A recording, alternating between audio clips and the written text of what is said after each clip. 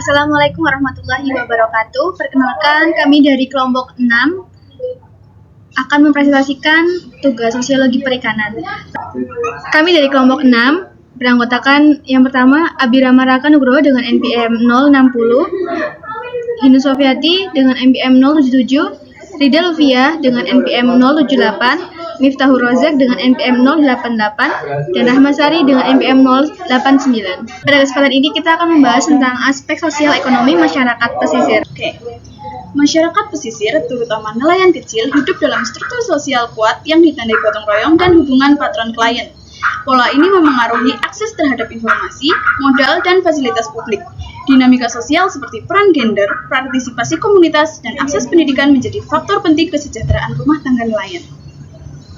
Secara ekonomi, pendapatan nelayan sangat fluktuatif karena dipengaruhi musim, cuaca, dan kondisi ekologi. Akses terbatas pada kredit dan teknologi membuat mereka rentan terhadap kemiskinan struktural. Ketergantungan pada tengkulak juga melemahkan posisi tawar nelayan kecil di pasar. Untuk meningkatkan ketahanan nelayan diperlukan pendekatan terpadu seperti penguatan modal sosial, pemberdayaan ekonomi, diversifikasi usaha, akses kredit mikro, dan pelatihan. Pendekatan ketahanan mata pencaharian membantu nelayan menghadapi tekanan sosial, ekonomi, dan lingkungan demi peningkatan tarif hidup dan keberlanjutan sumber daya pesisir. Kemudian yang kedua, kita akan membahas tentang gerakan masyarakat pesisir di Indonesia. Pada awalnya, gerakan sosial nelayan di Indonesia muncul sebagai respon terhadap kebijakan pembangunan yang telah mengancam lingkungan dan mata pencaharian mereka, seperti konflik agraria, reklamasi, tambang pasir, dan kebijakan yang mengabaikan kearifan lokal menjadi pemicu utama mereka melakukan gerakan sosial.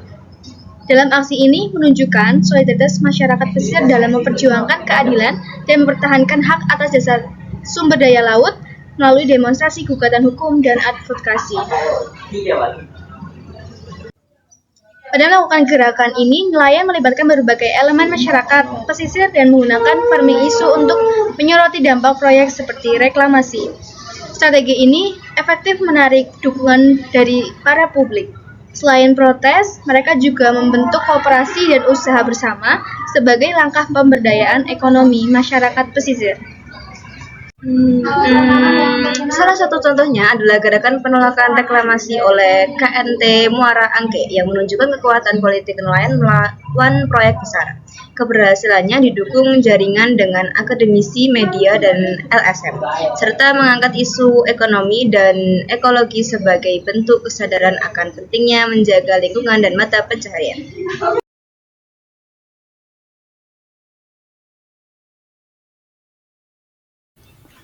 Masyarakat nelayan mengandalkan diversifikasi mata pencaharian seperti budidaya, pengolahan hasil laut, kerja musiman, atau usaha pariwisata untuk mengurangi resiko saat musim paceklik. Strategi ini membantu menjaga ketahanan pendapatan dan memenuhi kebutuhan dasar saat hasil melaut menurun. Selain diversifikasi ekonomi, nelayan juga menerapkan strategi adaptasi lingkungan seperti relokasi pemukiman, proteksi pantai, penyesuaian waktu melaut, dan modifikasi alat tangkap. Langkah ini mengurangi dampak perubahan iklim dan abrasi, serta menurunkan kerentanan sosial ekonomi.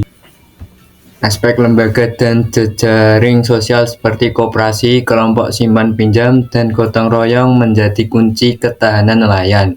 Jejaring ini membantu akses pasar, pembagian risiko, dan penanganan gangguan produksi. Dukungan pemerintah dan LSM melalui bantuan, pelatihan, dan subsidi turut memperkuat kapasitas adaptif masyarakat pesisir. Sekian presentasi dari kelompok kami, ada kurangnya kami mohon maaf. Wassalamualaikum warahmatullahi wabarakatuh.